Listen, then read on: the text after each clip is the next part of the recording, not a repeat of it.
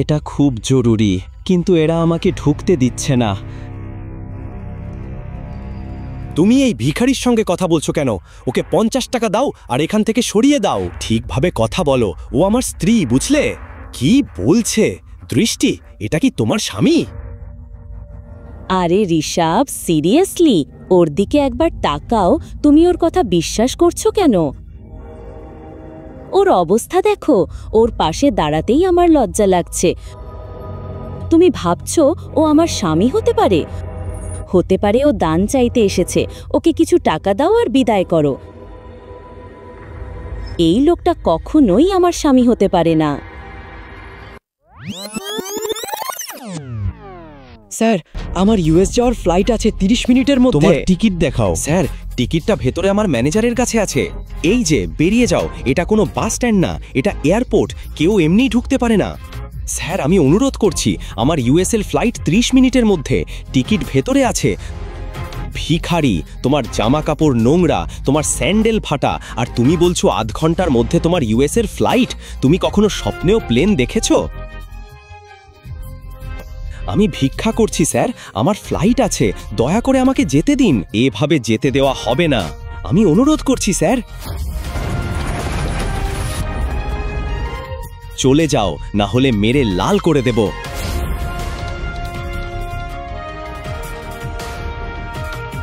ও hello. ঠিক তখনই শিবমের স্ত্রী দৃষ্টি, যে শহরের সবচেয়ে ধনী পরিবারের মেয়ে, তার স্বামী শিবমকে সিআইএসএফ গার্ডের সামনে কাকুতি মিনতি করতে দেখে।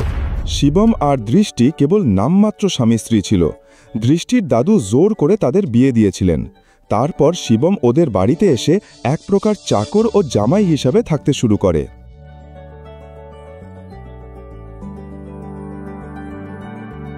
মিস্টার ভিখারি, তুমি এখানে কি করছো? তুমি জানো তো আমার গুরুত্বপূর্ণ ইনভেস্টররা এখানে আসছেন। আমি তাদের স্বাগত জানাতে এসেছি। আমি এখানে কোনো নাটক চাই না। তাই তুমি যেটার জন্য এখানে এসেছিলে সব ফেলে দাও এবং এখান থেকে চলে যাও। এটা খুব জরুরি, কিন্তু এরা আমাকে ঢুকতে দিচ্ছে না। দয়া করে আমাকে সাহায্য করো। তুমি এত সাহস কোথা থেকে পেলে? আমাকে ছোঁয়ার কথা কল্পনাও করো না। তোমাকে আমেরিকা যেতে হবে? আমেরিকার বানান বলো একবার। তুমি কি আদৌ আমেরিকার বানান জানো? কে সেই বোকা যে তোমার জন্য আমেরিকার টিকিট বুক করেছে? শিবম, যে একজন সাধারণ ছেলে এবং রাস্তার ধারে খাবার বিক্রি করে, তার সঙ্গে আমেরিকার কি সম্পর্ক? অফিসে যাও। আমি ইনভেস্টরদের নিয়ে অফিসে যাচ্ছি। ওদের জন্য সকালের খাবারটা রেডি করে রেখো। কোনো ঝামেলা করার আগে একবার ভাবো, না হলে দেশ ছাড়ার তো প্রশ্নই ওঠে না। এই শহর আর তোমার ঘর ছাড়ার আগেও 100 বার ভাবতে হবে।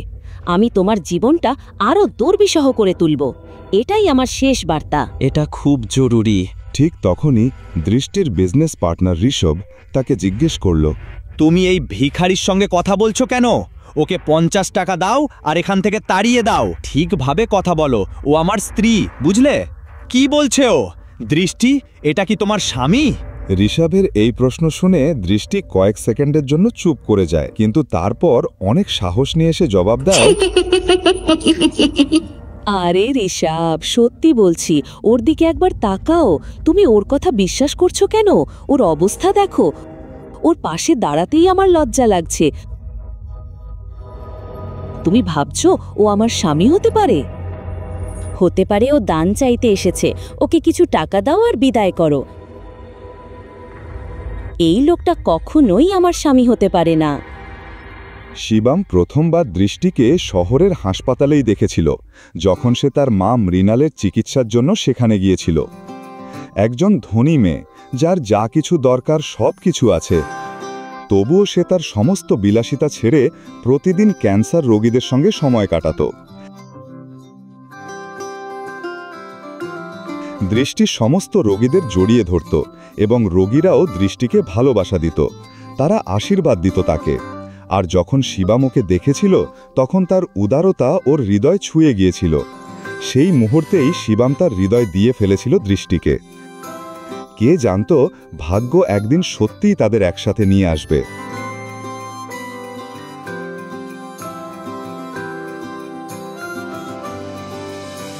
এখন আমার কথা শোনো, না হলে মুখ ভেঙে দেব।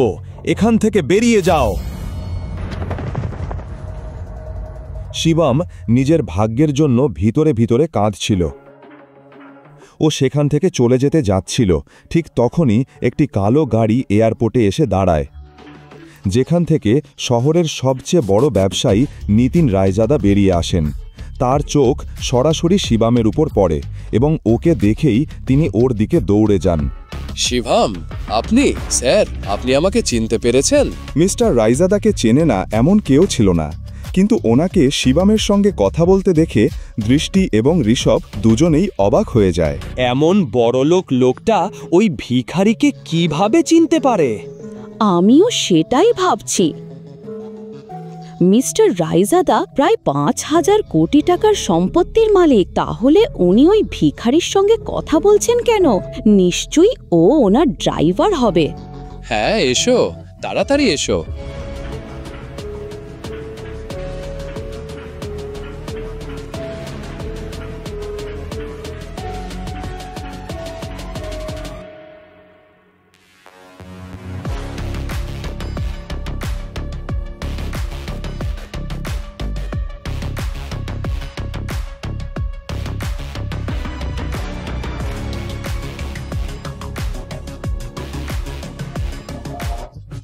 ও তো মিস্টার রায়জাদার সামনে ভিক্ষা করছিল এয়ারপোর্টে ঢোকার জন্য, পরে ভেতরে গিয়ে না জানি কি করবে।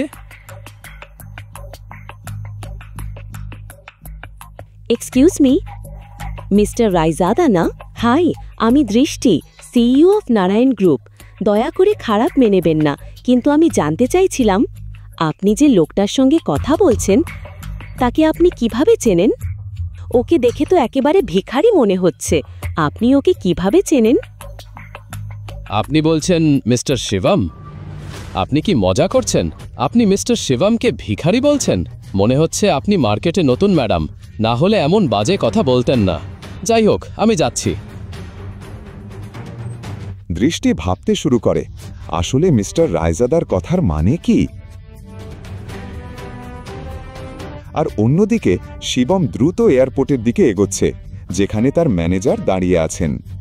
এই নিন আপনার ইউএসএর টিকিট, আপনার ফোন আর আপনার গেট নম্বর 3। তাড়াতাড়ি যান, আপনার সময় কম আছে।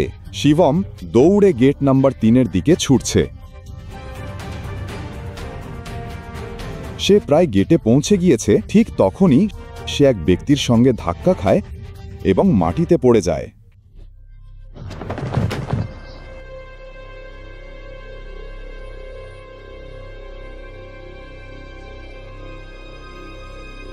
স্যার, আপনি ঠিক আছেন? তুমি কি অন্ধ? এটা এয়ারপোর্ট, কোনো কলোনির পার্ক নয়। কে এই ভিখারিকে ভেতরে ঢুকতে দিল? আমি তাড়াহুড়ো করছিলাম, তাই ধাক্কা লাগলো। আমাকে যেতে দিন না, হলে আমার ফ্লাইট মিস হয়ে যাবে, দয়া করে। তুমি ফ্লাইটের কথা বলছো? আমি তোমাকে এয়ারপোর্টে 2 মিনিটও দাঁড়াতে দেব না, বুঝলে? তুমি জানো না কার সঙ্গে ধাক্কা খেয়েছো?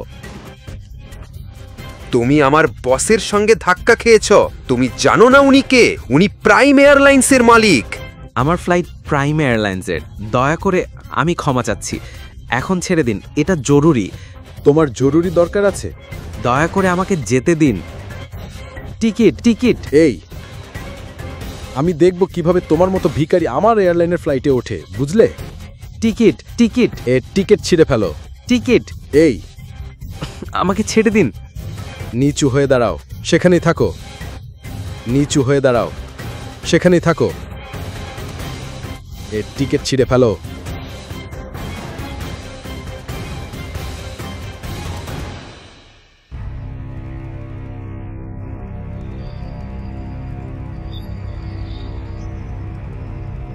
সাবধান হয়ে থেকো, বুঝেছো? চলো বেরিয়ে পড়ো। যখন ও শিবমের ইউএস টিকিট 4 টুকরো করে ছিঁড়ে ওর মুখে ছুঁড়ে দেয়, ঠিক তখনই শিবম রেগে গিয়ে সমস্ত দেহরক্ষীদের মাটিতে ফেলে দেয়।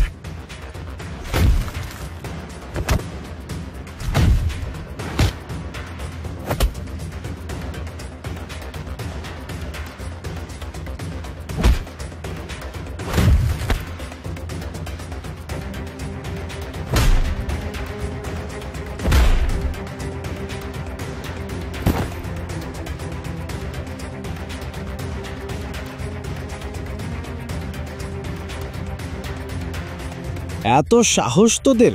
কে তোর আমার টিকিট ছিঁড়ে ফেলার? শুধু একটা এয়ারলাইনের মালিক হয়ে নিজেকে রাজা ভাবছিস? আগামী 10 মিনিটে আমি তোকে শেষ করে দেব, বুঝেছিস? এই ছেলে আমাকে 10 মিনিটে শেষ করে দেবে? তোর খুব অহংকার, তাই না? আয়, আমি এখানেই দাঁড়িয়ে আছি, দেখি তো কি করতে পারিস। এরকম অনেককে দেখেছি আমি। হ্যালো, শুনুন আমার কথা। ইয়াং মাস্টার, এই পাশে।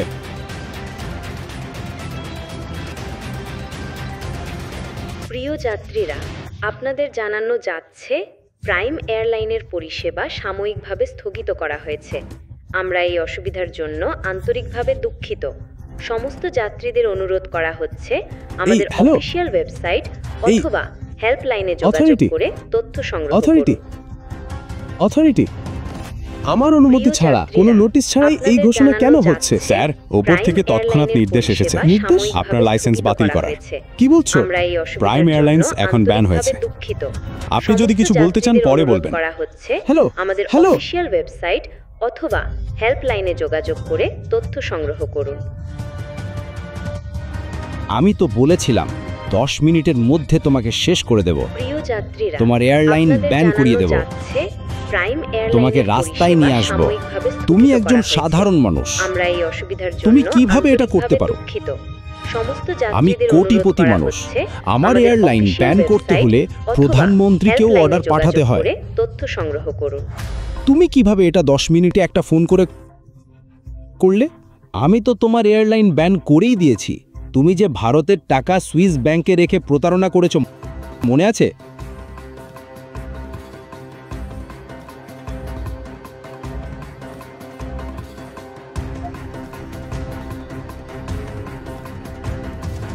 এই মুহূর্তে তোমাকে জেলে পাঠাতে পারি, কিন্তু আমার জরুরি কাজ আছে, তাই ছেড়ে দিচ্ছি। না হলে তোমার হাতেই একটা ভিক্ষার থালা দিতাম আর তোমাকেই ভিক্ষা করতে বাধ্য করতাম।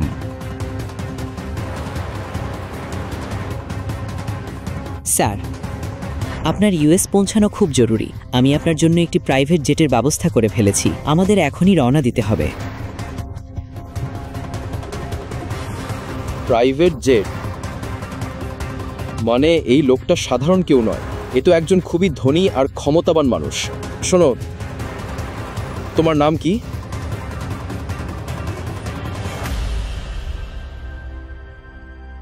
তোমার নাম কি? সরি স্যার, সরি, আমাকে মাফ করে দিন স্যার, ক্ষমা চাচ্ছি। যদি আগে জানতাম স্যার, তাহলে আমি নিজেই আপনার জন্য জেটের ব্যবস্থা করতাম।